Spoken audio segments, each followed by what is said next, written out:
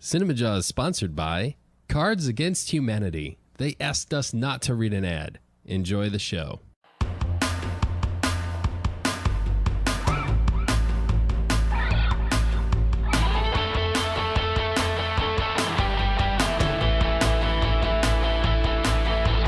You're listening to Cinemajaw, the greatest movies podcast ever, recorded on location at Cards Against Humanity in Chicago. My name is Matt Kay, and with me is Rye, the movie guy, and sitting there behind the glass inside the fish tank is Filmy and Phil. How's it going, guys? This week on Cinemajaw, Matt, we take one small step. for podcast kind. Yeah, as we cover our top 5 favorite Moon movies. I like this topic. That's no moon.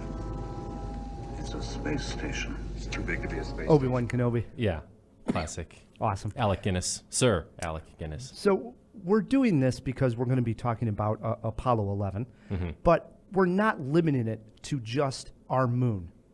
Right. Fictional moons. Ryan, how happy are you about this topic? It's a great topic. You're like a little kid, I swear to God. Do you have the glow-in-the-dark stars up on the ceiling in your bedroom? I do. I believe that. And I have an astronaut pajama set that I wear. Do your bed sheets have like NASA logo? Everything. Yeah. Yes. You've been over. You've seen how many different astronaut stuff I have in my gallery of artwork. It's big. Yeah? Yeah. I guess I never noticed the astronauts. Oh, take a look. I will. So we're covering our top 5 favorite moon movies. Again, fictional moons and documentaries or anything with our moon. Moons. Do bare asses count? Could be. Okay. So Fair game. we also have a great guest who's going to be joining us, Matt. Yes, we do. Friend of the show, longtime friend of the show. I believe he is officially our very first guest ever, returning for his umpteenth time, Charles Klein, film festival director, programmer, and filmmaker extraordinaire. It's interesting. His latest venture into film festivals is something called Docs on the Fox, which is a documentary film fest that he has going. I think it's wonderful. And we'll talk to Chuck about this, but if you want to survive in the film festival world, you have to specialize, and why not documentary? Besides that, we even have more going on, do we not, Phil? Oh, yeah, we're also going to be going eye for an eye on Us this week. And we have 2 reviews this week, Apollo 11 and 5 Feet Apart. And as Phil mentioned, we're going eye for an eye on Us. What a short movie title. So why not play short movie title trivia? Oh, I like it. Yourself versus Charles Klein. Think of movies that have very short movie titles. 1 word or less? Okay. We'll get there. Okay. This is going to be fun, Matt. I'm ready. It's always fun, Ryan. We are celebrating Brie Larson this month. Obviously, we reviewed Captain Marvel. And again, for our Patreons, next week we will be dropping a review of Scott Pilgrim vs. the World, a classic review. Yeah, this is fun. I like tying in a classic review to the theme each month. I do too. It adds depth to the show, Ryan. So keeping the Brie Larson theme going, Phil, what do we got going? Yes, this week's Cinemajaw Brie Larson movie fact. To try and convince short-term 12 director Destin Daniel Cretton to cast her, Brie Larson told him that she applied to volunteer with disadvantaged children after reading the script in order to research for the role. Cretton was impressed. However, Larson did not reveal until later that she had already been rejected by every organization she applied to. Wah, wah. Did she say that she had worked with disadvantaged kids or just that she had applied? Just that applied. Okay, well then she tried. She told the truth. Yeah, and who wouldn't want to have Brie Larson working on your team? Right? Yeah. They're looking. Captain Marvel herself. They're kicking themselves now. No doubt about it. All right, before we bring Charles in. Yeah. Controversy. Controversy at the Jaw. It's not that rare. But Matt wrote a riddle. You got to blame me, huh? And Matt wrote the riddle. Put this squarely on my shoulders. And it proved to be too difficult. Rereading the riddle. Mind you, JawHeads, we work on these together. Yes, I wrote it this month. I was in a rush, and I didn't have time to. So now, vet it, whose fault is that? All right. My proofreader didn't proofread it. But we did realize it's probably a difficult riddle. So Yeah. we changed it up a little bit, added a few clues to it, I guess. Yeah, I got a hint. So here's the original riddle of the month. You might call me crazy, but I did not direct The Hunt for Red October. I just wasn't the right man for the job. In the 80s, I wasn't afraid. In the 90s, I went for several days and nights. And then in the aughts, I evolved. Don't tell me it just doesn't matter, because I know your daddy and what he does. Who am I? And guys, I guess that was too hard because we just didn't see the volume of guesses that we usually do. So I want to make it a little bit easier. Here's a clue. What did you do, Ray? I went and made the riddle too tough. I don't want to be petty, so here's a clue. I also produced a film starring the Golden Girl Estelle Getty. Plus, my name is in the first line of this riddle. If you know the answer to the March riddle, write us feedback@cinemajaw.com. We'll throw your name in a hat and you can win a cool prize pack. Indeed, you can. Matt, as you mentioned, this guest was our first guest in Cinemajaw history. He is in the double digits now as far as appearances go on the Jaw. But it's been a couple years. It sure has. And his latest project I mentioned is entitled Docs on the Fox, which is taking place in lovely Batavia, Illinois, April 26th and April 27th. Charles Klein, welcome back to Cinemajaw. Gentlemen, it's good to see you. Thanks for having me back. How long has it been? Probably about a year and a half, maybe 2 years.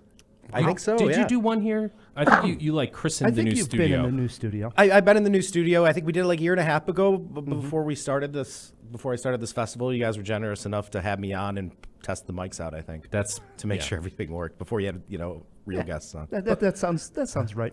But we're happy that you actually have something to plug this time around. Yeah, for sure. This is the second annual, am I right?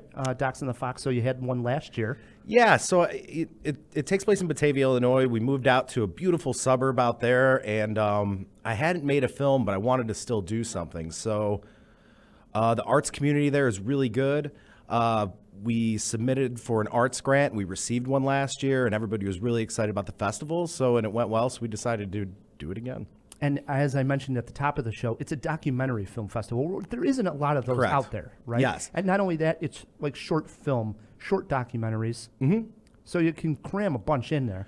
Yes. And where do these people always have the outlet to show their film? So that's why it's a pretty interesting festival. Yeah, I think a lot. I mean, documentaries are obviously super hot right now. We know what's going on. Everybody's watching the new one on HBO and that sort of thing. So I think a lot of filmmakers, when they go out, everybody wants to be, the next MCU director or something. And there's a lot of good short documentaries, that need to be seen. I think there needed to be more festivals. And it's such a cool thing to go out and see a documentaries. You learn so many things, and you can do it in a short amount of time, especially with short documentaries. Like we could take you around the world, in an hour, with 5 films. Here's a little backstory for the JawHeads who maybe haven't heard Charles's other appearances on the show. We used to do a film festival together. Yes, yeah, for 10 years. And some of my favorite films were always the documentaries. Mm-hmm. Did you have a passion that I didn't know about? Like, where did this? How did you arrive at doing docs? Because they weren't hot a year and a half ago or 2 years ago when you started doing this film festival. Well, I'm getting a little older now. I'm pushing 40. I think in my youthful years, I really wanted to be a narrative filmmaker. I made a few shorts, and then life kind of moved on, and I stuck with it a little bit. And then I think, just out of my own curiosity, for wanting to learn new things, so more of a self-serving way. Right, because you don't make docs. No, but maybe I will one day now. So maybe that's part of it too. I do want to make one. So nice. Why not just see a bunch of them and see what kind of where it goes. See, this is it. This is how you dig into an interview, Ryan, and I agree. get the juicy nuggets. And I did want to say that with the short form documentary, you get a lot of more, the topics are much more varied because they're only making a short documentary. So you can get some really interesting documentaries at the festival. Correct. And you don't, with like a narrative film fest, me and Matt, did documentaries too, but you can kind of push it into genre boxes like horror, action, comedy. Documentaries are all over the place. So you don't really know where the festival is going to go. And I kind of like it that way. It could be light, it could be dark. Yeah. And then our structure is we get all these documentaries submitted. We watch a ton of them and then pick, 15 or 20. And then we try to group them in blocks, like most film festivals do, and try to theme them. And that's kind of the exciting part about it too. For instance, in this festival, we'll be announcing the films next week. Early bird tickets are on sale now. What day next week? Submissions are done on the 18th. So let's say about like the 22nd, 23rd, 24th. So shortly after this drops. Mm-hmm. And we'll have a teaser out too at docsonthefox.com. But that's the exciting part. You see all these films, you kind of see where they're going to go. We have a few films right now that we know we're going to accept. They have to do with like structures and environment.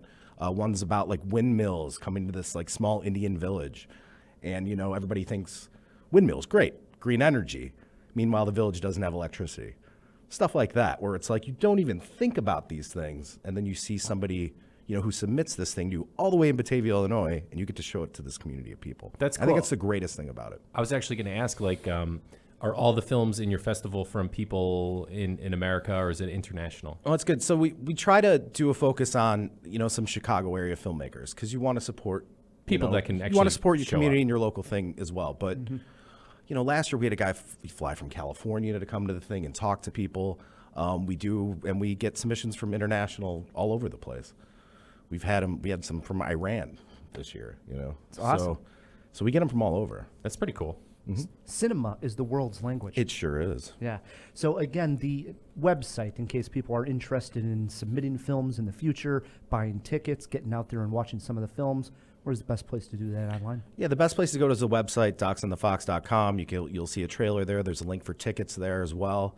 You know, follow us on Twitter and Facebook at Docs on the Fox as well for updates. Do it, JawHeads. We got to get out there. You do. It's amazing. We do. You know, it's Friday night. We do like a best of.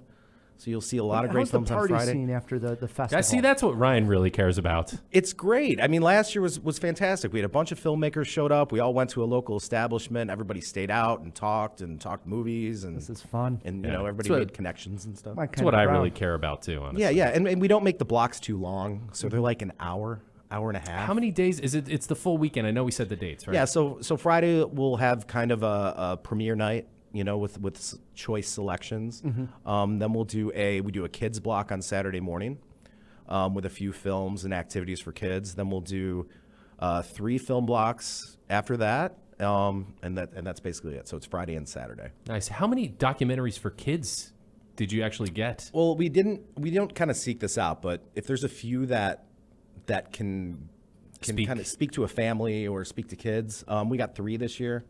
That we think will be good. So, and it's only about a half-hour running time for all 3. So it's Nice you know, and it's quick. kids like to run around. They're squirmy. So That's perfect nice. for a kid's attention yeah. span, And right? we'll do like an activity and have them color or something because there's like a nature documentary and one about frogs and what you see when you walk around. Frogs? And yeah, it's really good stuff. That is Should come awesome, out. man. And you're learning cool stuff. I am, yeah. It's sort of like you're educating yourself while you're running a film festival. Right, because it's even very the- self-serving at even- times too. Even the documentaries that don't make the cut, you've still watched them. And that's where you get, you know, there's a wonderful other judge, Jenna works it with me, and we were talking the other night about it, and there's some films you just want to pull through, but it's like, you can't because they just might not fit. It doesn't mean they're bad or they just don't fit in the festival, but you still learn something. So I guess in a self-serving way, it's like, yeah.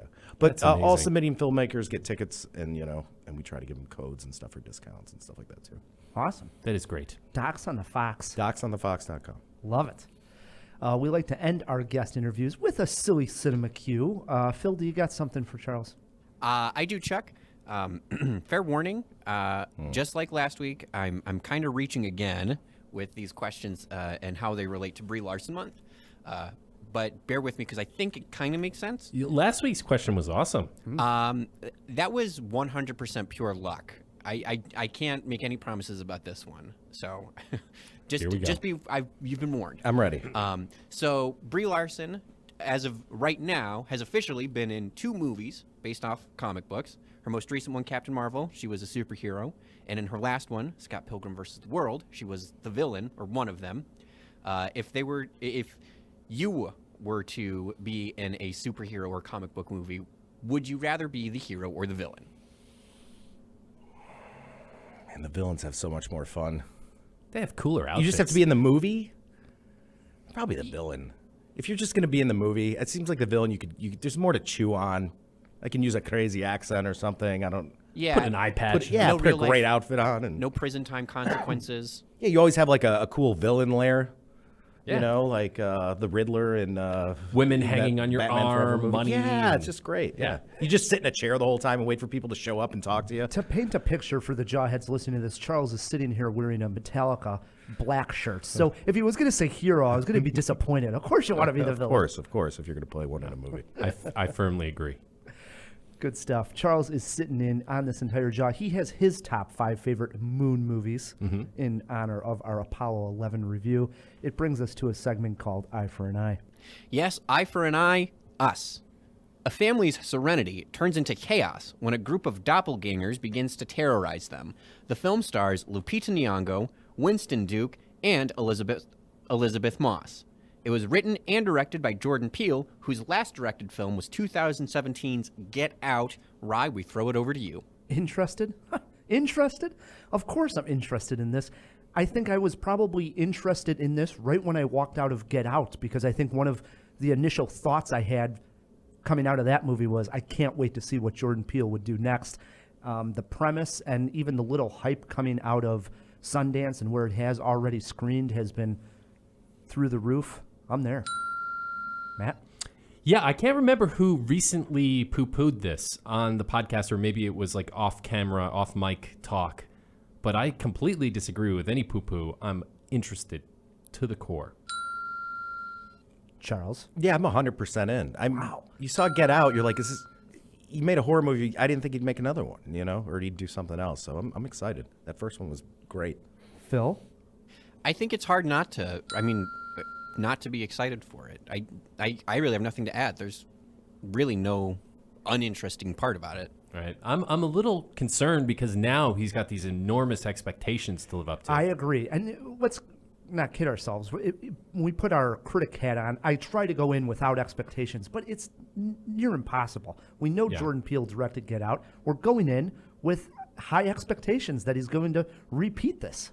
And that's okay. I agree. Yeah. But that's what I am worried about, is because the bar has been set so high and he picked the same genre as Get Out, not change it up and do a comedy. So you're going to be comparing this to Get Out. Within the horror world, it is slightly different in that this one seems more of a slasher one versus the other was suspense. True. So, if that matters. I don't think this one's going to be nearly as funny in parts as Get Out was, where Get Out still had this underlying humor where you were laughing along a little bit. I don't think that is going to be present. I don't know, here. because who knows, because you try to cut horror, they probably try to cut horror trailers just to get into that horror community, but you never know what you're going to expect, right? Like, what was the Aronofsky film, Mother? Yeah. They cut that like some horror movie, and then you watch it. No. So there's got to be some humor in it, right? It's.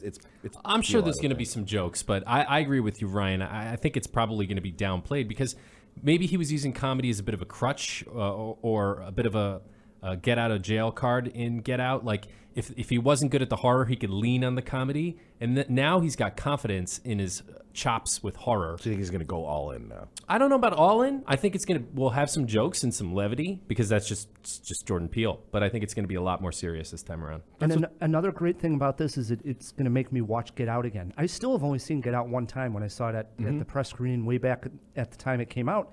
And I've had it on my list to rewatch. And this is going to sort of force it. Because, all right, we got another, Jordan Peele movie coming out. Let's check out Get Out. Yeah.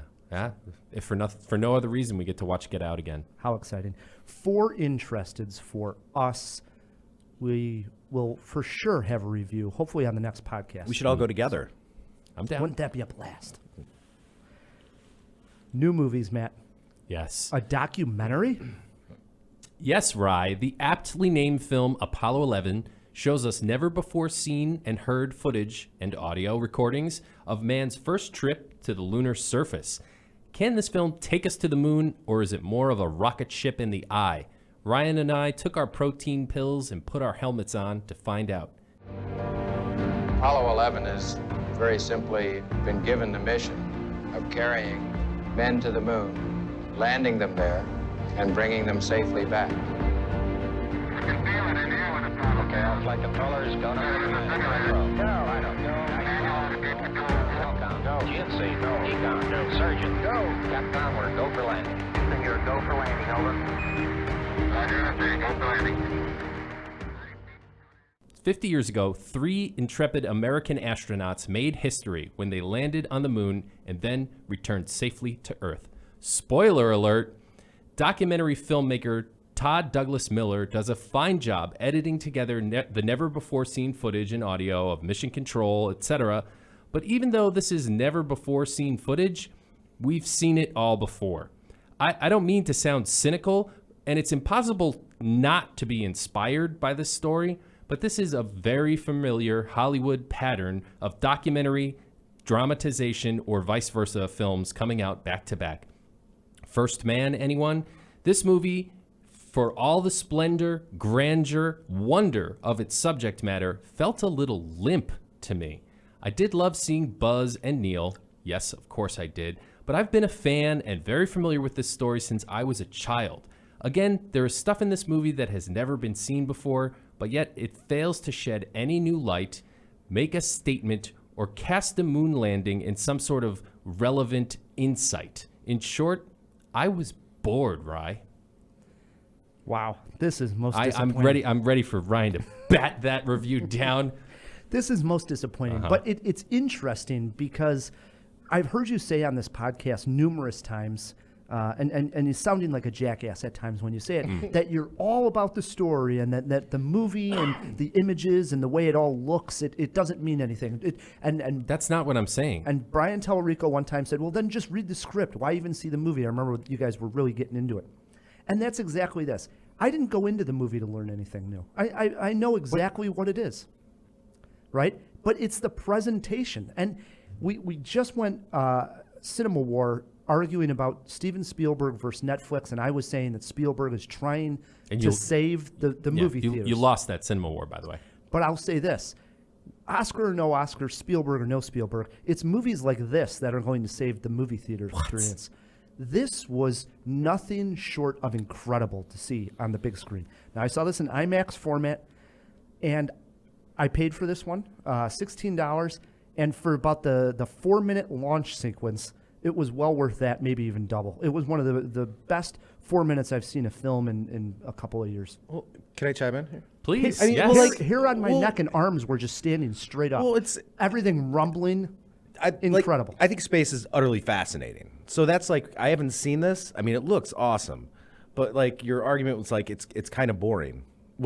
Is going to space boring? Maybe that's no. Well, And I said, mean, isn't it? what I needed Is it for just this like film I've to justify? seen it before? I know I've seen rocket ships blast off, and people talk about where they're at and space. I don't think there was ever an idea to try to present something new of the story. It was just to show you how awesome it was, and with the footage and the experience and the sound. Did you see it in IMAX, Matt?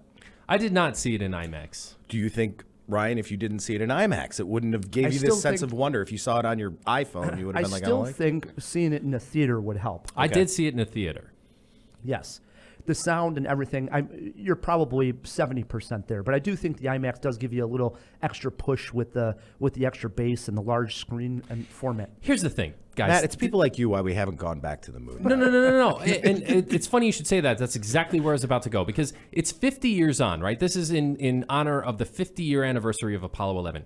This film had an opportunity to fill in the gap between what happened then and where we are today, and to make a statement, to say something. I think documentaries do need to have some sort of reason for existing.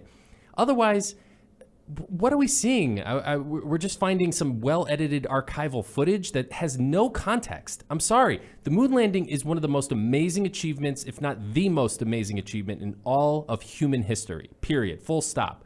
But that doesn't mean that this documentary is good just because it has to do with the moon But landing. it's the way the film is put together. I mean, they cleaned up the footage. They restored Yes. a lot of it. Okay. The sound, the soundtrack, it's really just an experience of a film. This is a movie you No. feel, and you don't necessarily just Then, watch. then I'll go to Dave & Buster's and put a VR headset on. if you wanted to. Dude. They're going for more of that experience than going to try to learn more about the moon. It didn't present anything new as much as it was the So you wanted them to experience. sell you on like why we should still do this, and it was just more of a time capsule historical piece.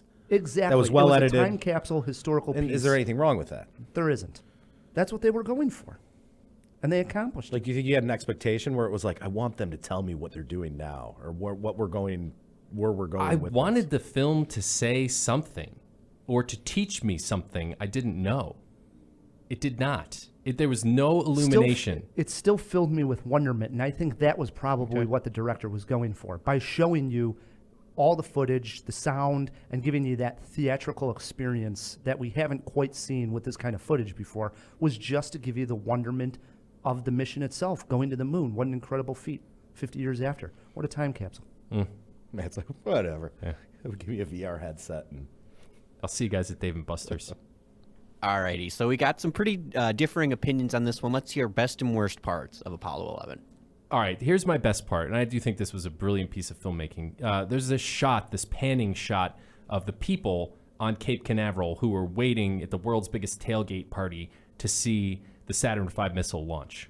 And one of the cool things that the filmmaker does is he has footage of somebody taking pictures from inside the crowd, right? And it's kind of a sweeping shot, and then you catch a news van going by, and the camera follows the news van, and then he cuts to the news van taking a shot of the That's crowd. pretty cool. Yeah.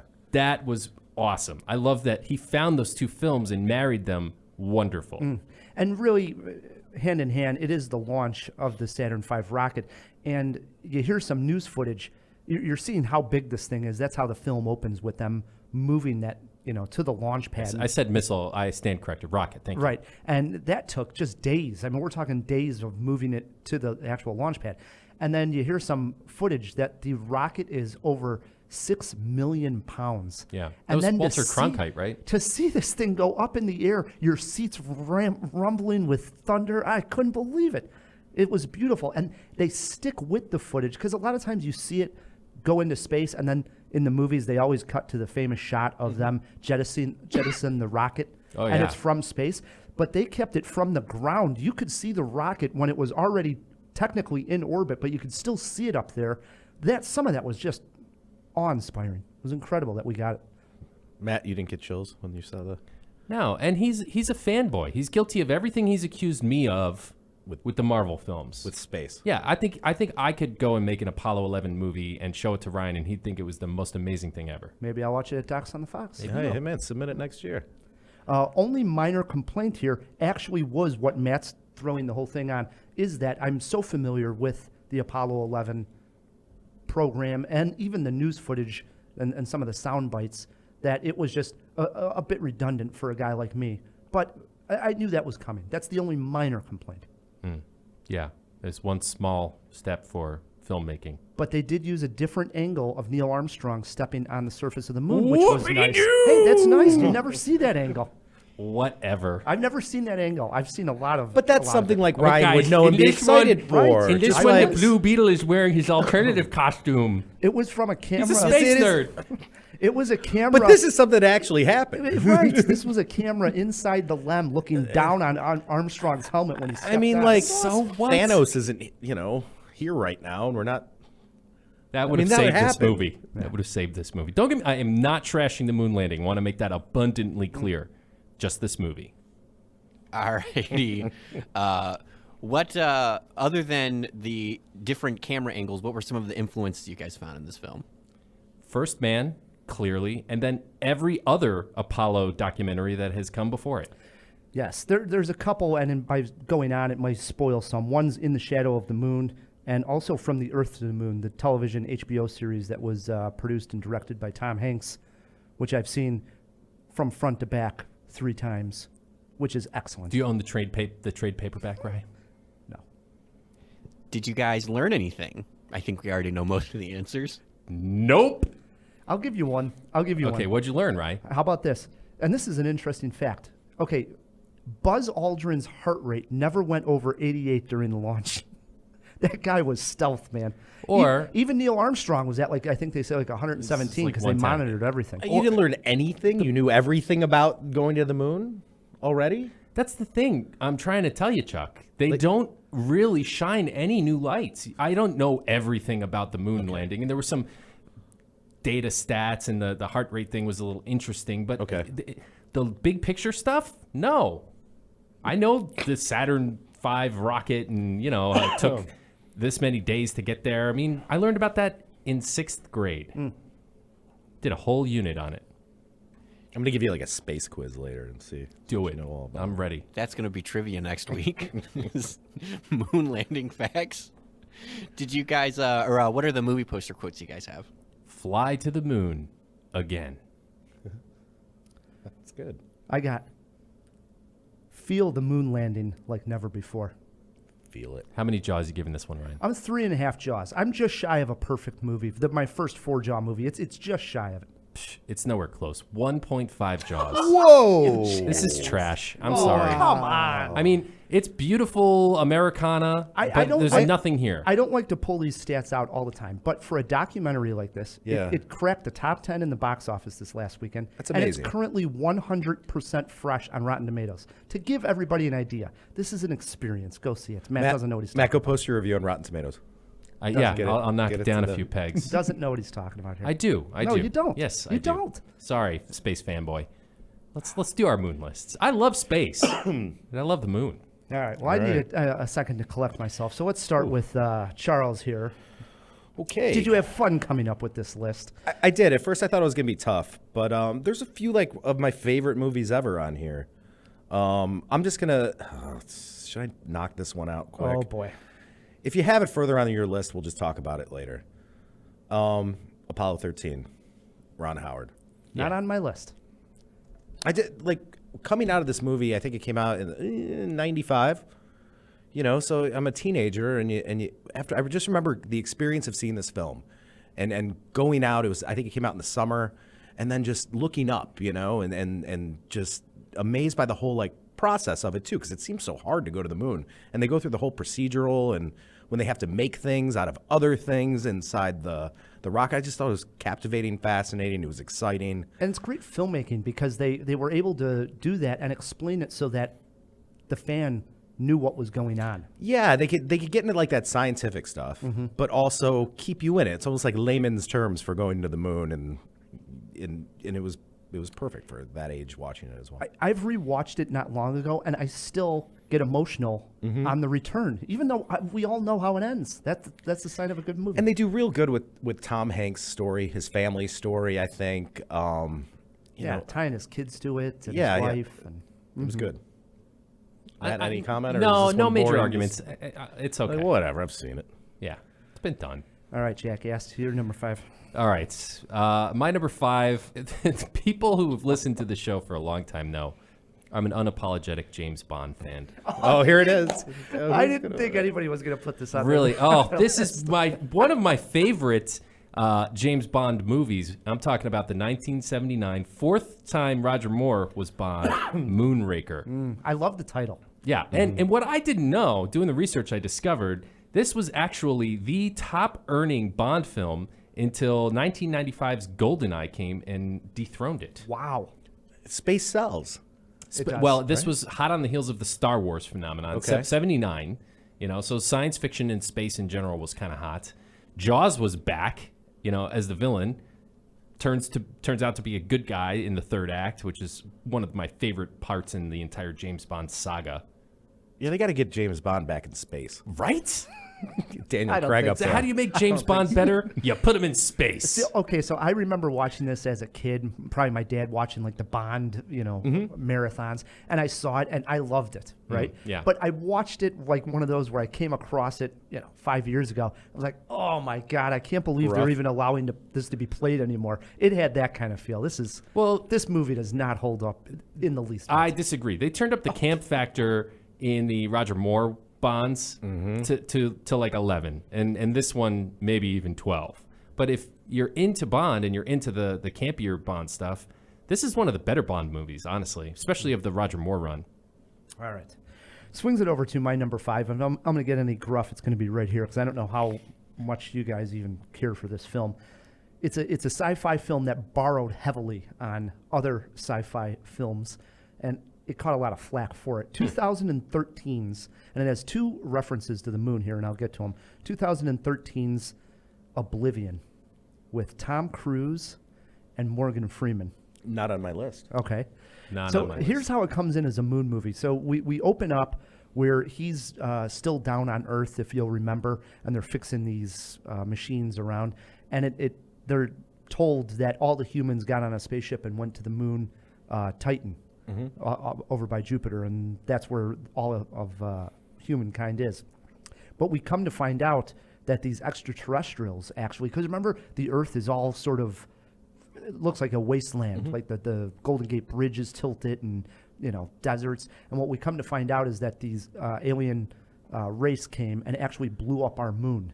And that's what caused all this havoc here on Earth, because now the moon no longer exists, which is a really cool concept. And again, I don't want to get into too much, but there's clones involved. There's all kinds of elements. I don't know if it ever was its own as much as it borrowed off of like 5 different movies. But the score is by M83, Yeah. who I love. Yeah. I don't know. I didn't write down who the director was. Can we throw that in the fish tank, Phil? I don't know if this was his first feature, but I rewatched it and it's fun. Put it that way. I think it's a good pick. I mean, it has to do with the moon. Yeah. The moon The destroyed. I like the pick. How many Explode. times is the moon destroyed in a film? Not many. It needs to be destroyed more, I think. I just destroyed it. All right, that swings it around to Chuck. What have you got there at number 4? My pick is from 1902. Wow. My number 4 also. Hey, Okay. this is also on my list, so I got to do an adjustment. So Le Voyage dans la Luna. Did I pronounce that correct? You can just say a trip to the moon, I think. Trip to the moon? Yeah. Everybody's seen this. Anybody who's taken a film class has seen this thing.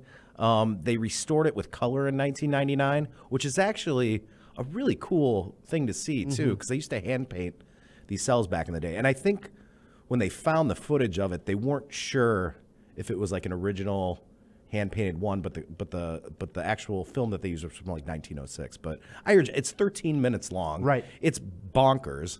You know, there's wizards, and they just go in this ship. They go on the moon. There's people with wands. Yeah, like, they're in the cave in It's the moon. amazing.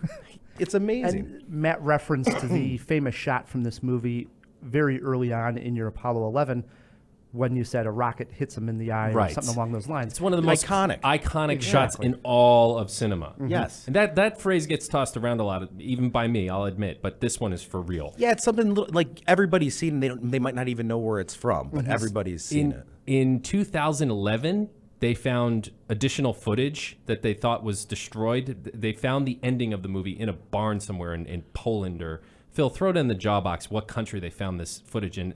So now there's a fully restored 24-minute cut, Interesting. which I honestly have not seen. I've only seen the original 13. Yeah, I've only seen the original 13. I think I me too. saw it in a film class, just like you said. It was one of those where they showed it to you, and it's quite remarkable because you realize what was happening in 1902 to make this actual sci-fi movie work. You know, Yeah, and it's so neat. I watched it a little bit before today, too, before we did the taping, and it's just the background scenery. They had to do everything, with, set artists and set designers, and it kind of holds up. Like, if somebody made that today, you wouldn't say, like, oh, that's realistic, because it's more impressionistic, but you'd still say that looks really cool. Well- And you'd be happy to see that even in a modern kind of a movie. And I don't know how to pronounce the filmmaker's name, do you? I have it Méliès? as George. Méliès, right? Méliès. Okay, so Méliès. he was one of Méliès. the if not, he's pretty much the person that invented special effects, like double exposures, things coming in and out of frame, like movie magic. This guy made it. He's ostensibly the character in Hugo, if I'm not So mistaken. that's what I was going to reference also. This comes up in Hugo, and also if you're a kid of the 90s, let's not forget the Smashing Pumpkins video for Tonight is... Oh, my gosh, yeah. I think it's safe like to that. forget it now, right? No, it's a great video. It's heavily involved in this exact That's movie. like, you say, but you can use that style, even though it's really old, and it's from in early 1900s, and put it in something, all right, the Smashing Pumpkins video isn't that old, or isn't that new, but you watched it at the time, and you're like, this is really visually remarkable, probably won a bunch of Moon Mans and whatever they hand out at the MTV Awards. Oh man, I just realized the MTV has that whole Moon Man thing. Oh, yeah. Huh. Ties in. All right, swings it around to number 4 on my list, and this is where I put Jim Carrey in Man on the Moon. Actually has nothing to do with the moon, Terrible. other than Of course, Matt's got to title. do this. the yeah. title. But no, he's playing Andy Kaufman. You think it's terrible? It's not my show. I can't say it's Well, good or not. we're doing moon Yeah, I'll movies give you my for a opinion. reason. Yeah. Not just because it has title Moon. There's probably We over never 50 said movies. that. We Yeah. never said that. Man on the Moon. What you got, Ryan? Well, I had also A Trip to the Moon as my number 4. I'll throw in one quick honorable mention, and it's Okay. just because it's the beginning of a movie, but I think it should be mentioned when you're talking about cool moon sequences, and that's the scene in Superman 2 when General Zod, and I don't know who the other people are, those 2 other cohorts of General Zods, nobody would know their names. Matt? Not off the top of my head. Okay. Ursa, maybe? Okay, but you know who I'm talking about. Yes. They fly to the moon before they get to Earth, and there's NASA on one of their, expeditions, and all hell just breaks loose. They toss the astronauts, and they realize how powerful they are, and how much more powerful they'll be if they land on planet Houston. They call it That's because right. Yeah, the astronauts are communicating with Houston. I love that scene. It's awesome. The It's a fun astronauts one. running away really slow. She takes the badge off and he just like flies away. Yeah, it's so good. So much I was fun. thinking about that earlier too. There we go. That is a good one, Ryan. Well done. Into our threes we go. Is it me? Okay, at number 3, I have a movie from 1950. It's called Destination Moon. It was produced by a guy named George Pell, who later on went to produce War of the Worlds, When Worlds Collide, and I think a Houdini biography too. This movie's interesting. I got into like old sci-fi about a year ago. And if you watch this thing, it's only about 80 minutes. I recommend it for a couple things. There are scenes there that you see in movies like Gravity in 2001. There's a spacewalk scene where they're trying to rescue the person. And, the guy gets not like a fire or an oxygen tank to like steer him around. I think they did that in Gravity. In Gravity, sure. Yeah, and there's also like an airlock scene too at the end. So it's like you can see kind of the progression of sci-fi. Birth of so many of the tropes. And the movie came out before they went to the moon. So it was I think one of the first depictions of this on the screen. And it's kind of procedural too. You can see a little bit of Apollo 13, even though Apollo 13 is based on a real event. But you can see those filmmakers had to have watched this. And took some of it, and it's in the DNA of a lot of, I think, later sci-fi. And the title again? Destination Moon. It's not just in the title. It's actually about the moon, too.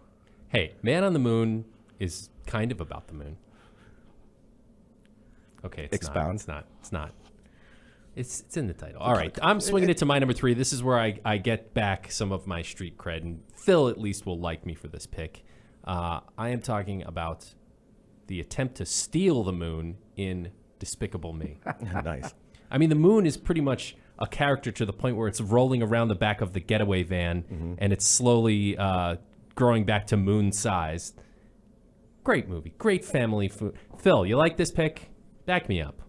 Yeah, I think it's great. I can't speak fully on behalf of the sequels it spinned off, but the first one's absolutely well worth everything. Agreed. The sequels are okay. I like all the really Despicable like movies. Gru's plan just to steal the moon when he's talking about how he's going to go there and shrink it. And It's so so on and so bizarre. forth. It's so great for a cartoon. It's like, I'm going to steal the moon. Stealing the moon, great And idea. He even references how we stole the Statue of Liberty. Right. next? Yeah. What the could be pyramid more gets evil? stolen in the beginning of the movie. Right. Got to steal the moon. It's great. That's a moon movie. at least, Matt. Thanks, Ryan. All right. Congratulations. I redeemed myself. There's 2 more on my list, I promise. Can't wait to see what happens here. I mean, if me and Matt can't disagree more on a show, here we go with my number 3. Let's go. But it does take place on the fictional moon of. Wait. I draw that coming. I got a prediction. No, I'm just telling you. Does it begin with an E? No. Damn it. It does take place on the fictional moon of Pandora. I'm speaking of James Cameron's Avatar. Oh, God. I just threw up a little in my mouth. So This is terrible. now you want to talk about one of the best world-building experiences in movie history. Shut up. You talk about Pandora, the actual moon itself, the floating mountains. The man. It's been a while. The man So took his jungles. It takes place on the jungles of this moon. Yes. So that the world that they go to, Pandora, is actually a moon of a gas giant. I forget the name of the planet. That's but it's inhabitable. an actual Or habitable. moon that they're on. That's the habitable. You just said moon. You didn't say which moon. Exactly. No. I'm fine with that. That's totally within bounds. Okay. What I hate is Avatar, and the fact that he slapped down a Cinemajaw last week about Avatar, and then the guest, out of nowhere with no prompting, actually backed up my point that Avatar is a total crap movie. It's pretty funny to take you back in time. Me and Matt actually saw, I think, we might saw have. Avatar in an IMAX. We did, And yes, he in immediately AVP. walks out and he goes, "Did I just watch Fern Gully?" Terrible movie. He goes, "Did I just watch Fern Gully?" I'm like, "Not really, but." Dude, But I kind of agree. I Unobtainium- kind of agree. Thank Yeah, I you. know. Unobtainium. Unobtainium is unforgivable. And frankly, the name Pandora is pretty Well, unforgivable, you got too. 2 more to convince you coming up. It's going to take a lot. There's a big land at Disney World. I mean, they're going all working on in. making this thing huge. Oh, absolutely. Yeah, because he's got 200 million, 250 million. The Pandora, when it's all done, will just crush Marvel. You think It's so? not gonna happen. Are you going to watch this next Avatars. Avatars. But the Moon, Pandora, and Avatar, how cool was it? I loved it. It did look great. It did. It looked great. So do the video game cutscenes in the games that I play. Not Wow. filmmaking. So you're not going to see the next one? I'm going to see it. Of course I am. You have to, I guess. Right? You guys have to yell about it. All right. We're into our twos. Chuck, what do you got sitting there? All right, so this is, I guess, appropriate for it. I don't know if you guys have seen this. It's from 1989. It's called For All Mankind, and it was about the Apollo missions. And I guess Wait. There was a movie before Apollo 11 about this? It's shockingly, yeah. And maybe That's I don't know. insane. Have you seen this or in a Yeah. while or does it compare a lot? Is it similar to this? It's a little bit different. Again, because that one was more a documentary telling you how it all went down. Where, again, Apollo 11 is really just trying to give you the experience of it all. But this thing blew me away when I saw it. I watched it maybe 4 or 5 years ago, and again, it's that sense of wonderment that comes in some of these movies that maybe some people miss, or some people just they've seen it too much and it's overload. But I remember coming out of this. I watched it at home, walked outside. You look at the moon, and you're like, it's not that far away. Like it just made it seem really attainable. Like maybe like for a layman's like Apollo 13, it's like, how do we get up there? But that really made it seem like, okay, it's just right there.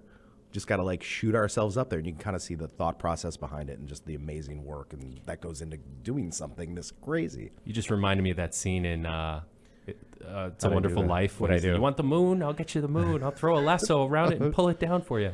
So that could have been one of your picks. That could have been. It's not. I have a movie. My pick here is a film that is almost universally panned, but I think unfairly so. Unfairly so, I say. 2010's The Wolfman. It's actually. This is junk. What? Yeah, this is garbage. What are you talking about? Why is it garbage? It's got Benicio del Toro, Anthony Hopkins, and Emily Blunt. Poor Emily Blunt. It's a great movie. It's moody. It's a great movie. It's great. Thank you. No. I was just repeating you. I was just. I remember seeing Did you it. see it? Yeah, I saw it, and I was like, Had it's we okay. seen the Wolfman before? Yeah, remember- I remember- didn't learn anything Oh, new but it about did. the Wolfman. Remember Jack Nicholson it did in shine Wolf? some new Full light. moon comes out and he turns into a wolf. Wow. What were you saying about Jack Nicholson? Wolf? Just, That's good. American Werewolf in London. See, I could have gone anywhere with my werewolf pick because you picked knew I had this to have one. and you picked this one. Underrated. We need to see I this think it again? was unfairly dismissed. Watch it again. It's actually like really moody. The cinematography in remember it being is kinda beautiful. busy. Watch it again. They go to Scotland, and it's like the real like bogs of Scotland. You guys are Go to poo-pooing me. Scotland. Holy Well, I mean, cow. it's not just shot on sound stages. You guys are being mean to me. Wow. Just because I didn't like your stupid Apollo movie. Yeah. Yeah, that's probably. All right, let's get us back on track here with Go ahead. my number 2. It's another Moon movie, Apollo program here. This one's out on Netflix. I believe it still is. Throw it in the fish tank. Make sure I'm right on this, Phil. The name of the movie is The Last Man on the Moon. And it's a documentary about the last man, the last astronaut, NASA, who went to the moon. His name was Gene Cerna. And he was up there, I think the year at that point now was, we were in the early 70s, so maybe 72 or 73. Throw that in the fish Is tank that the too. last time? That's it. Wow. So last time we were on the moon, it was either 72 or 73. So what's really interesting about this, the whole movie is really about this guy's life in regards to, how he had to be away from his family, being part of the Apollo program. But also his mission, we just saw Apollo 11. Neil and Buzz were on the moon for, I forget what they say, their actual walk Several was hours. yeah, a few hours, and they were done.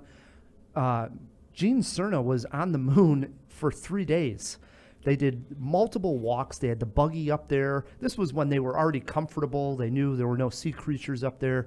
They could walk around without any lasers, guns, And they were doing their experiments. They were far away from the LEM. It wasn't like Neil Armstrong and Buzz. They didn't go much further than about 50 feet away. There was too much to be afraid of being the first time out there. These guys were driving buggies out there and experimenting for 7 hours at a time. It's really the exploration that we think of maybe when, we're older here and we go to Mars. That's what we're envisioning, There's a great video game called Moon Patrol. Do you guys remember it?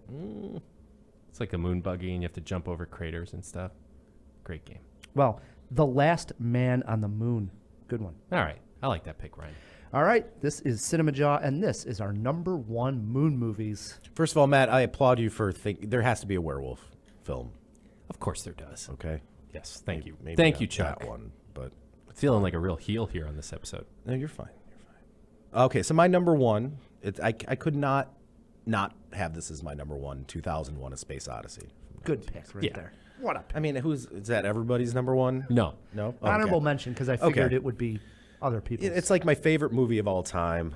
That scene when they walk down. They get to the moon, and first, he goes on the plane, then they go on like the moon ship, and you're just going, and then they walk down that ramp, and the music, sound. It's incredible. They see it. It's just like the greatest thing in cinema.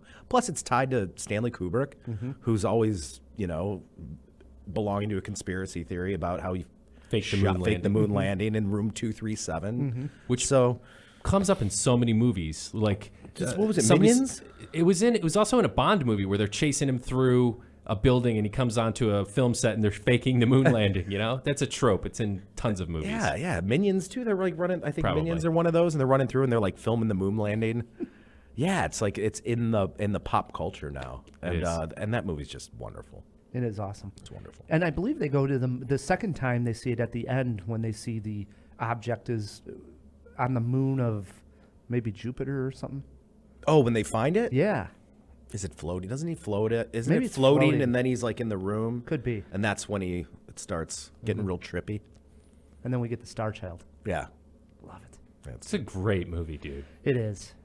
and So you got to happy. be seen on the big screen too. So happy we can see it about once a year, sometimes even twice, right over at the Music Box here in Yes. Chicago. Yep, 70 treat. millimeter film festival. What a treat. It is. All right, Matt, you're number 1. You've been striking out left and right. What do you got, buddy? That's not true. I had some good ones here. And in all honesty, my number 1 was a twofer because I thought Trip to the Moon as a short film needed something to go with it to make it a little bit longer.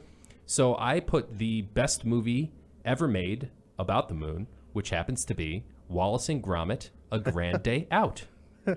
Okay, The moon is made of cheese, Gromit.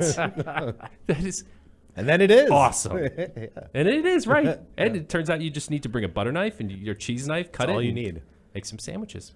It's great Put that it on we're your all toast. fans of Wallace and Gromit. See, thank you guys. See, now we can all be friends again. Yeah. Crack beers open. Phil, you like that pick too, right? I'll drink Anytime I That's amazing. mention It's way animation. better than Despicable Me. Thank you. You closed it off with 2. I guess you didn't close it off with 2 animated, but you had 2 animated on your. There's list, and one this is movie absolutely left incredible. that hasn't been mentioned that I know all the JawHeads are like, they can't not name this movie. Talking Duncan Because Jones. my number 1 is the subject of the list that we're making here, and it is Duncan Jones' Yeah. minor masterpiece, Moon.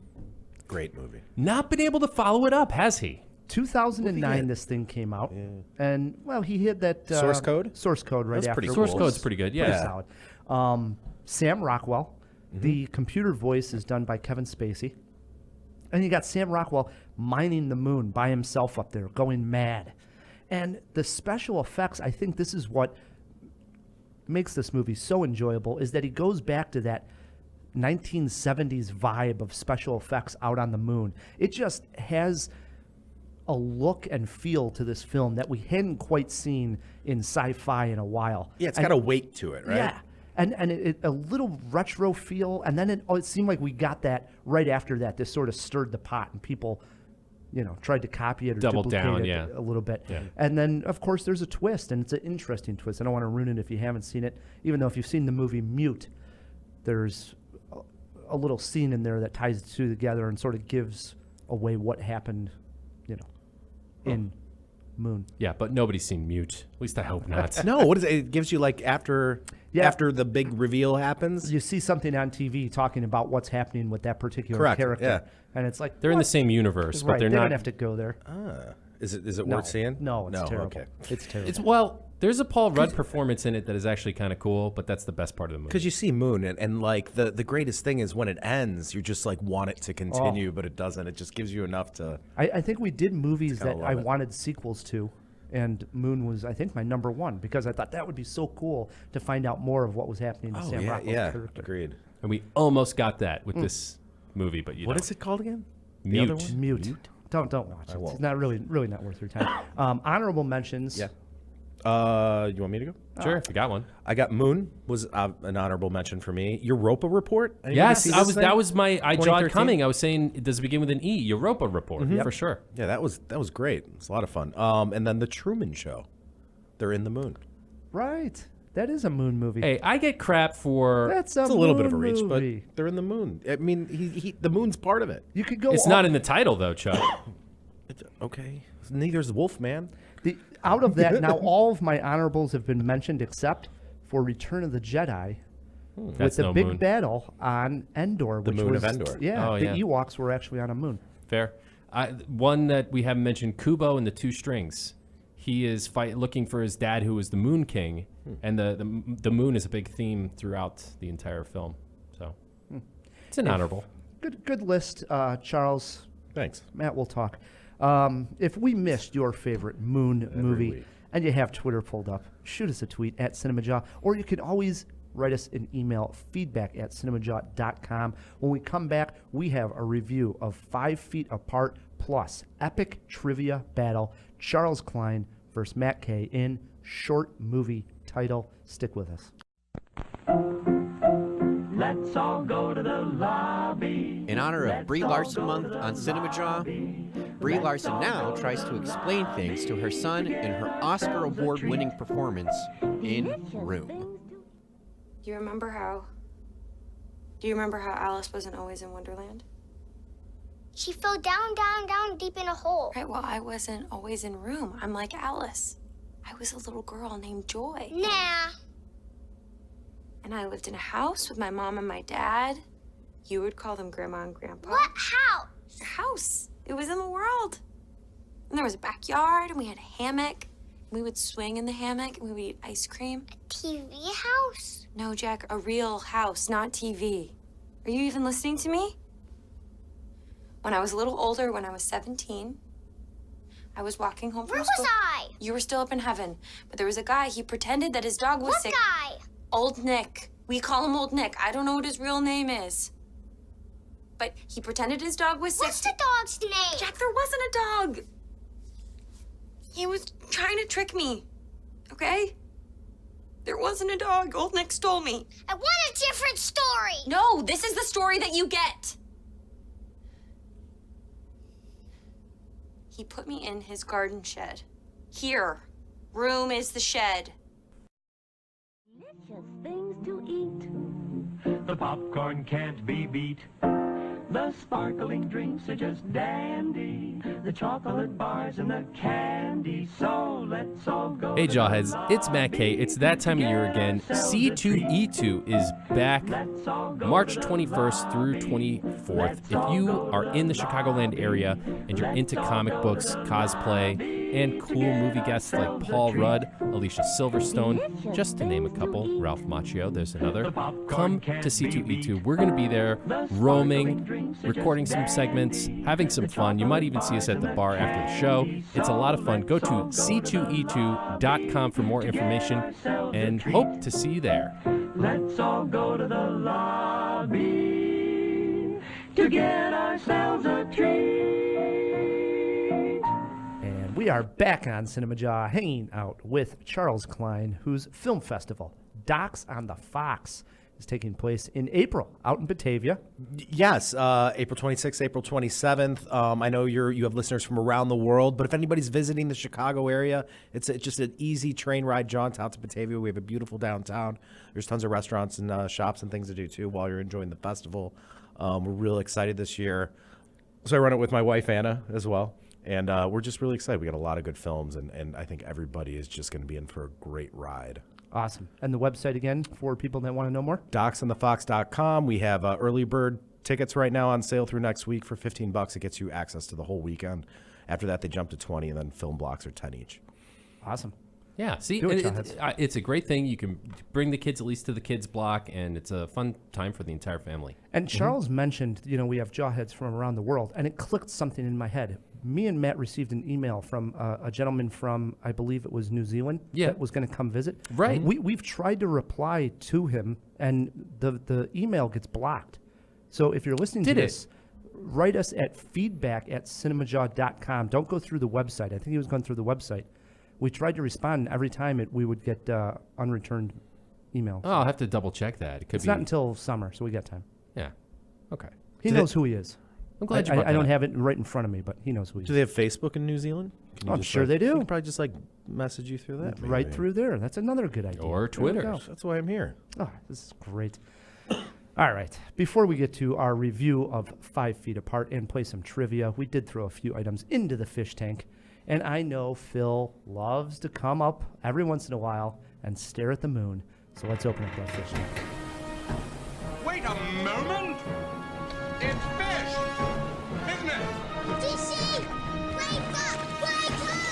No, Pat, it's a giant glass bowl. Hey, get some fish folk. Who's coming with me besides Flipper? Here. That's a Sicilian message. It means Luca Brasi sleeps with the fishes. You're gonna need a bigger boat. Hey guys, how's it going? Good to be out.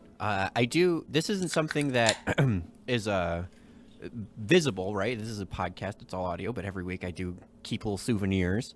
And I'm excited because I got a moon rock. I got a little science kit this week that Ryan put in here. And I too am learning, so it's not just Chuck this week. That being said... It's just from his backyard. Don't be fooled. No, it's real. No, he bought it from the museum. It came in a box. It's real. Did you ever go to? I'm sorry to interrupt, Phil, but have you ever been to like Houston or Cape Canaveral? And they always have that bin of moon rocks.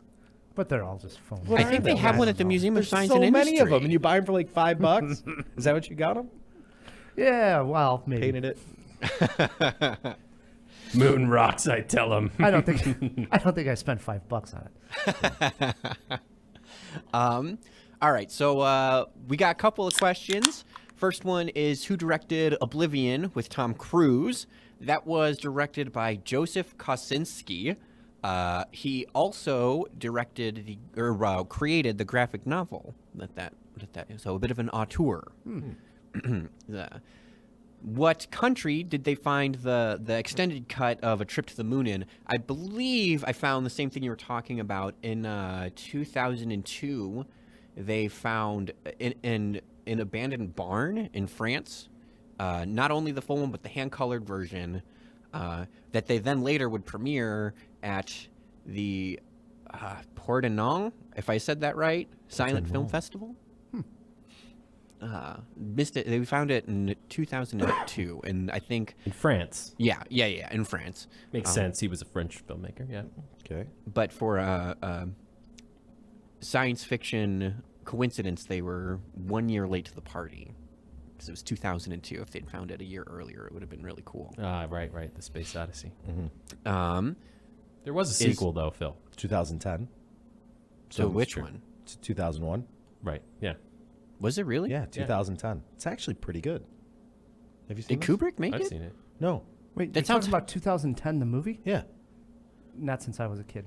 That sounds stupid. What kind of asshole would make that? Well, they wrote. Well, they wrote like. Kubrick didn't make it. Yeah. He had nothing to do with it. No, because it was a lot. The guy from Jaws is in it. What is that? What's his name? Roy Scheider. Yeah. Why are you saying it's stupid, though, Phil? Because 2001's awesome. Why would you? Well, Why they would you wrote- take something that's All right. like? That's like He wrote. completely You want to awesome get into? He wrote the book and make with a film about it, even though a film about it has already been made before. Is that what you're saying? No, I'm saying that like the one is so good already that why would they?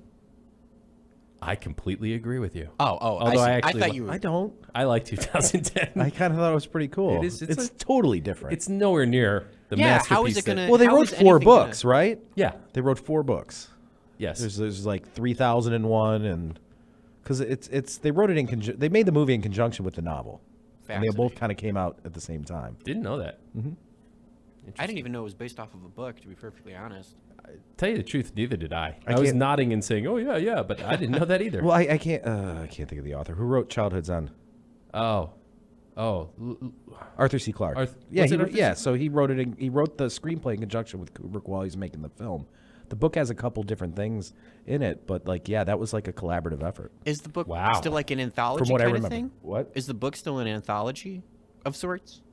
Or is there like a one cohesive kind of narrative? I think it goes with the through point with like the monolith and that. Cool. So there you go. You're still learning, Phil. Well, I might read the book. I'm more interested in that than seeing the movie. Hold your moon rock and listen to that. Watch the movie. Is The Last Man on the Moon still on Netflix? And yes, it is. The tie-in question for that one: when was the last time man stepped foot on the moon? That was the Apollo 17 mission in 1972.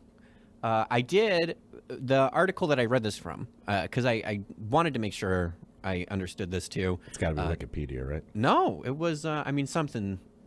But yeah, so the same article, it had said why we hadn't been back in over 45 years. And as it turns out, this is kind of upsetting and sad. The reasons that we haven't gone back to the moon are all because of war. And so there's no money. I mean, that is sad. Yeah. That's terrible. That's just we need peace. It so kind of goes explore. into say that obviously, right, because war what is in a lot of ways is why we went to the moon in the first place. It was a space race, yeah. Yeah. It's a Cold War competition thing. So if we don't have military ambition, or we can't make money off it, we're not going to go to the moon. Pretty much. Well, listen, That's there's depressing. privatized space exploration yeah, stuff. this is all happening. Right? I hope so. Because I we want really do. space tourism. And now China is really exploring a lot. Obviously, they just landed like a satellite for the first time on the dark side of the moon. And they're going there with plans to actually have people like a station there. So once that starts to happen, I don't think the U.S. is going to just sit there and be like, oh, yeah, look at them all celebrating and all their accomplishments. It's going to sort of kick us in the butt to get going. We're going to be like, how can we put a Hilton there? Yeah. Right? Maybe, but so be it. I mean, it's fine. I think. But who would not go to that Hilton? I mean, if you can make it as safe as possible. Can we get a Great Wolf Lodge instead? Because I got young at a kids. water park. Yeah, at a water park. Zero gravity. Can you imagine the water slide going out? You know, some of them go outside of the building, and it's like space. Ooh. They got that one where it's like the floor just falls beneath you, and you just float slowly kind of go back down. The possibilities are endless. Guys, I got a great we gotta business get in on idea. this. Yeah. Can't wait. It started here. We want royalties if it ever becomes real. Was that everything, Phil? That's all we got. All right, jump back in that first time. Kanzu. Matt, 2 teens fall in love, but a terrible disease, cystic fibrosis, keeps them apart. Looking for a sad teen romance? Welcome to 5 Feet Apart. I hit the theater to check it out. Hello, world. My lung function is down to 35% now. People with cystic fibrosis aren't supposed to get within 6 feet because we could end up catching each other's bacteria. Nothing's gonna save our lives, Zoa. We're breathing borrowed air. No, I refuse to believe that. Can I see your regimen? What is this? You're making me crazy. Baby, it hits so hard. The film opens with the main character, Stella, talking about how important human touch is. The monologue is heartfelt and also paves the way for the story we are about to see. Stella and Will, who meet in the hospital, both have cystic fibrosis, a genetic disorder that mostly affects the lungs. There is no cure, only treatments. One restriction they have to help avoid deadly bacteria is to stay at least 6 feet away from other cystic fibrosis patients. Well, when Stella and Will start to fall in love, you can see the dilemma. The film is filled with scenes that try to tug at your heartstrings. Soft pop music plays a constant as we hear characters reveal their dreams or we see videos of happier times. The script hits every beat you expect from a teen drama like this. There is a character who is introduced, Matt, who I think the entire audience knew was not going to make it to the end credits. As predictable as it is, the leads give it their all, and that saves the film. Cole Sprouse, who plays Will, I guess he is known for... Sweet Life of Zack and Cody. Is he? Yeah. That's what the Sprouse... I think the Sprouse twins were also in Liar Liar. This is going back to the Jesse McCartney, You Guys Didn't Grow Up on the Disney all right. Channel. So, okay, at least Phil knows who this guy is. Now, he looks like as dreamy as you can a guy can look who is sick in the hospital. But the film really belongs to Haley Lou Richardson, who makes Stella so relatable and likable. You cannot help feeling sorry for her. If you like watching a sad episode of Dawson's Creek or Riverdale or whatever these young adults are watching these days, then this movie's for you. So you're saying if you're Rye the movie guy. But for the rest... Because you're still watching Dawson's Creek. For the rest, I would not recommend a theater visit for 5 Feet Apart. Honestly, that's a positive review. I It think. is. Well, sometimes as a critic, you got to look at it who this was made for. It wasn't made for a guy like me. I was going to see it for just the critical Just come off sense. it, Ryan. We know you like the movie. No, I mean, honestly, for me, if I'm talking to you guys, I would tell you, I would recommend don't go see it. Go see Alita Battle Angel or Apollo 11. Apollo Chuck, 11, right? okay. So, but if there's people out there, and I'm sure there are, that are younger, that are into this, for who it's playing for, it played it up pretty good. Okay. Not great, but pretty good. Did you have a favorite scene? There is one scene in particular that, as much as my eyes rolled as I was saying, this hits every single beat, so it's like, oh, come on, enough already. This is ridiculous. Still, even with that, boy, there's a scene in this movie where Stella is trying to get a hold of this will, and she makes like a video for him so that he'll watch it on YouTube. Oh, God. And again, the rule of thumb is that you got to stay 6 feet away from other people with this disease. And she just goes on that, this disease has taken everything from her. This disease is this thief. M83 is playing in the background at this point. So I am already a fan. You're a big fan. Yep. And she says, this is like her moment to say, I've had enough. I'm going to be the thief. I'm taking that foot back.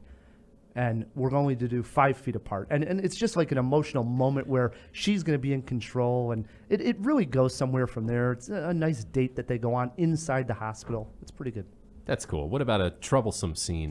Not a scene in particular, but I would just say the script overall is way too predictable. And some of the elements are just so corny. For instance, Will is an artist, and he actually says the line, like, she says, can you do this for me? And he's like, yeah, but I want to draw you. Oh. And then we all know this guy's going to be the best artist of all time, right? Is he trying to get a Leo and Kate moment? And there's no way they're... We've all used that line before, right? Even we can't. Oh, yeah. We know as moviegoers, they're not revealing the really good hand-drawn picture until the very end of the movie. It sounds like something, you're in your 18 to 25. Right. You'd probably love it. Yeah, 13 to 22. Any influences there, Ryan? Me, Earl, and the Dying Girl, which Oh, was a far okay. superior film. That's but a great boy, did movie. it have a lot of elements of that involved here. Well, you almost sold me with that. No. Far greater than this. Because you've already seen that, so you don't need to see this. Yeah. Okay. Did you learn anything? I did learn a little bit more than I probably knew going in about cystic fibrosis. Which may be the intent of the film. Yeah, and you package it in this. But one intent. downer, I'm not even kidding you. I thought when the movie ends, I thought, well, this will be one where if they give me information about the disease, or maybe I could donate somewhere. You know how some of the films do that? Sure. And they don't. They do give a nice dedication. But I would have actually really liked the film to end with, hey, to find out more about this, go to here. And not that I don't know where to go search, but maybe guide me to a donation. That would have been, I think, nice. They could have passed the plate around a little bit. Interesting. All right. What about leaving us off with a movie poster quote? This is for people who like the movie. Don't keep the Kleenex box 5 feet away. All right. So they treated the disease with care and They did. put a lot of emotion into it. Yeah. Okay. There was one part I don't know how the audience. It's interesting because they always pack these press screenings with, They people fill who- they fill the seats with people who are waiting. Yeah, and that want to see these kind of movies. Civilians. Yeah. Those civilians. And there is a scene in this movie that the audience didn't know how to react. Like, okay, there was almost like nervous laughter. One person yelled something at the screen. There was definitely like a moment in the movie. And that is in regards to how they treat the disease. It was sort of interesting. Bad or good? I don't know. I still need another day to digest it. Interesting. Now I kind of want to see it just to know what you're talking about. 2.5 Jaws. I'm going for 5 feet apart. Okay. So pretty good. Yeah. Sounds like it's Just better than above Apollo average. 12, Oh, 11. come on. Which number was it? Yeah. Unbelievable. Wow. All right. Apollo versus Rocky. Wow. Earlier in this episode, we went eye for an eye on the movie Us, and that got me thinking of short movie titles. Oh, boy. So that's our topic this week on trivia. Charles, you're our guest. You get to choose if you want to go first. I'll go first. Oh, sorry, you didn't explain the rules yet. That's fine. If you get hung up on any questions, you get one trip into the fish tank for Fill Me and Phil. Got it. Question 1 over to Matt K. But Chuck said he wanted to go first. Why? Okay, He was sorry. mad at me because I interrupted I know. him. I kid. All right, ready. Question 1 over to Charles. Okay. Short movie titles. Okay. Josh Brolin starred as former President George Bush in this 2008 Oliver Stone film. W.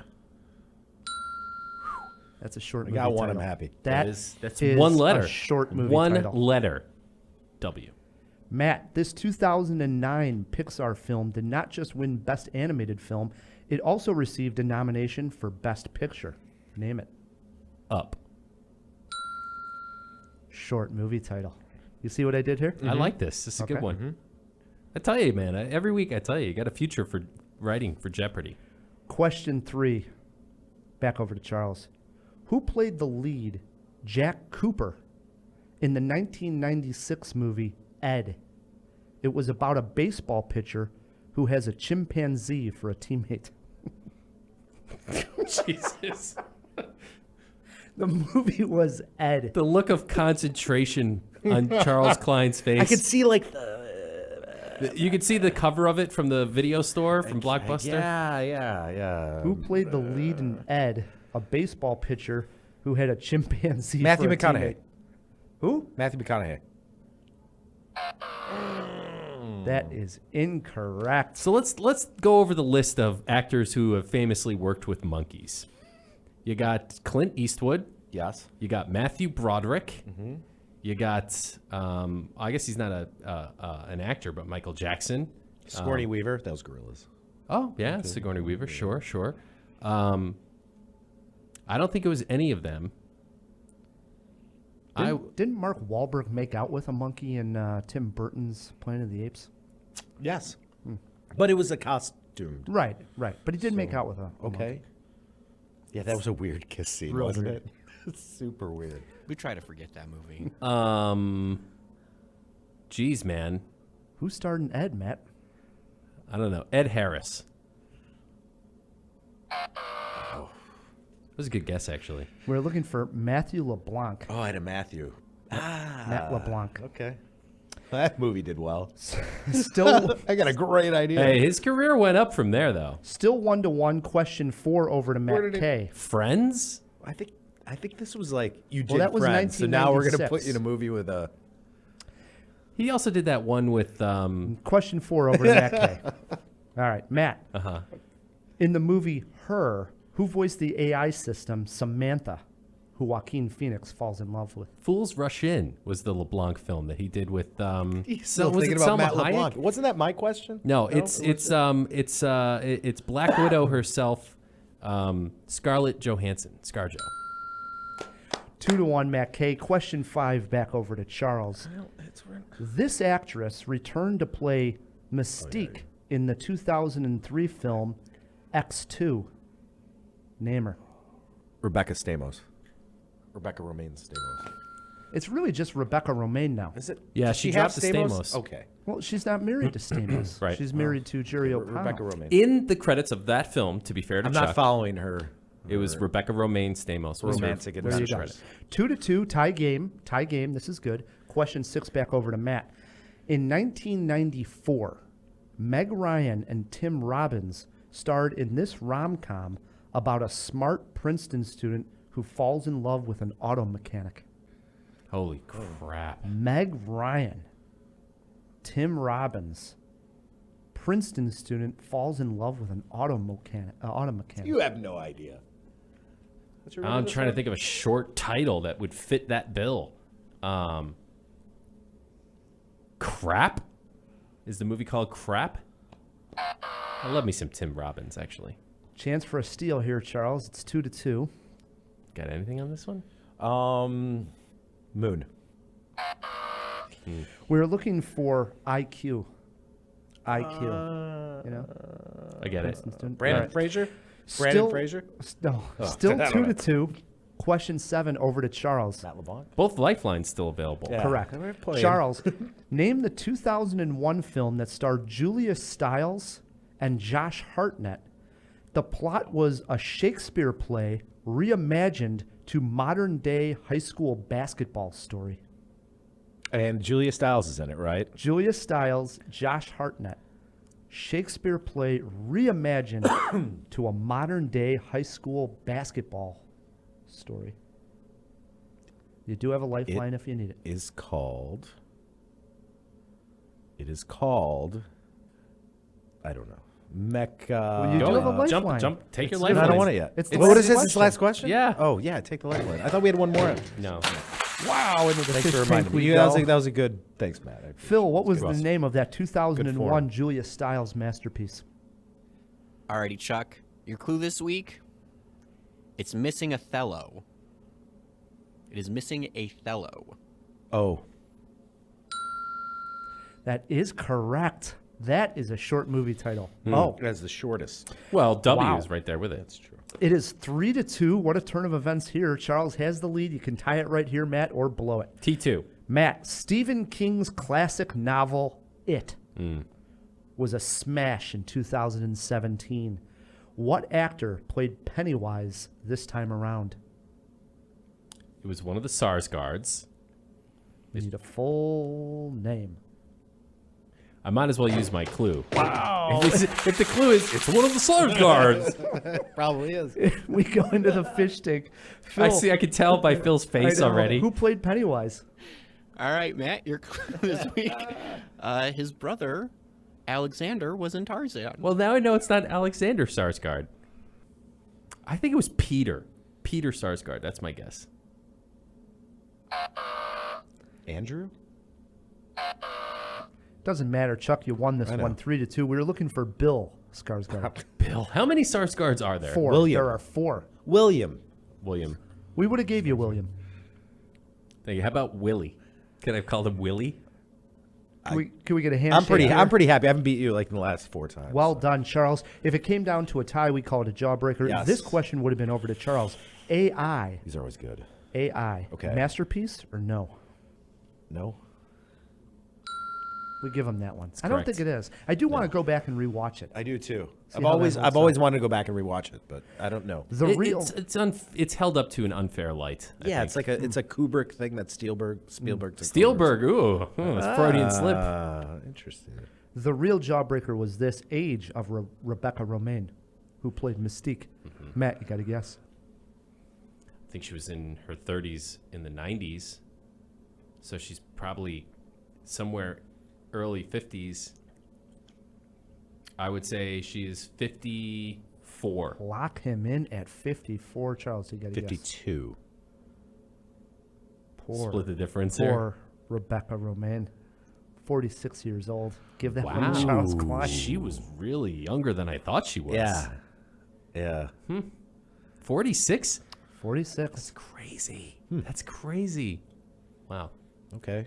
Seems like she's been around a long time. I think that's all that is, I right? know. That's all it is. Just And started young. Usually really good at this too. Like I always thought you should be the guy at like Great America or the amusement parks. Just guessing people's Yeah. age. Yeah. Brings us to the end of a very fun and entertaining Jaw. We got to Indeed. thank Oh, our so guests. happy to be here. It's good to see everybody again. Thanks Charles, for having me. congrats with Docs on the Fox. Thanks. We hope to have a really good turnout this year, and it's hopefully something we planted our seed in Batavia, Illinois, and we hope it just keeps going every year. So We hope so too, buddy. So visit docsonthefox.com, please, if you're listening to this and you're in the area, or even if you're not and you're a filmmaker and are making a documentary and you want to submit next year, keep an eye on us. Also got to thank our engineer, the man behind the glass, Filmy and Phil. Always happy to help out. Favorite night of the week. Matt, we've got to thank the sponsors. We do got to thank those sponsors, Ryan. And thanks to Cards Against Humanity, who help us get amazing sponsors like them. If you want to help support Cinemajaw, please leave us a review. Yeah, and while you're at it, click subscribe. It's one extra click, and it really helps us out a lot. Yeah, and that goes for anywhere you're getting your podcast app. Indeed. You know? Yeah. Till next week, I'm Ryan, the Movie Guy. I'm Matt Kay, and keep on jawing about the movies.